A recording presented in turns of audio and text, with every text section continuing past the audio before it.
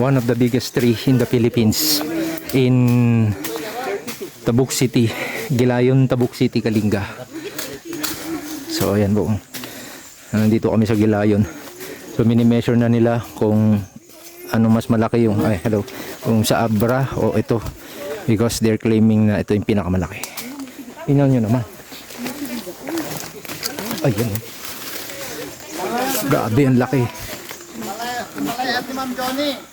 Oh, ang laki guys.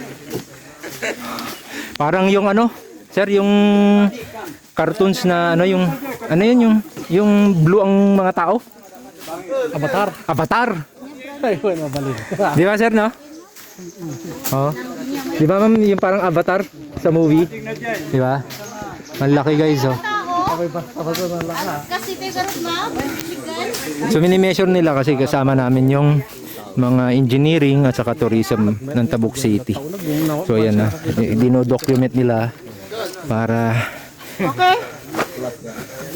ayan, yayakapin na nila oh kung ilang tao. Sabi nila 20. So yan, i-ano na nila yung Ay, sir. For Facebook purpose, sige. oh. Sige ma'am, do-document ko to.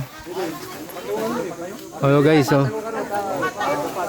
Oh, ito na guys, oh. Ayan. Akala nyo wala ako, nandito ako. Ako lang kumukuha. Oh, yan oh. Anyan na sila, yayakapin na nila. Titingnan nila kung ilang tao ang kung gaano hindi ko ano kalaki.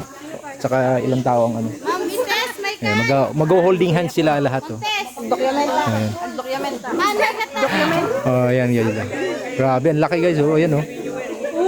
Oh, laki. Dito lang oh yan sa Gilayon, Tabuk City. Ayan.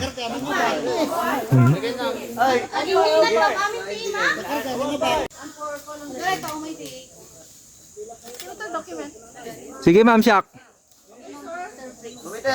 Sino po?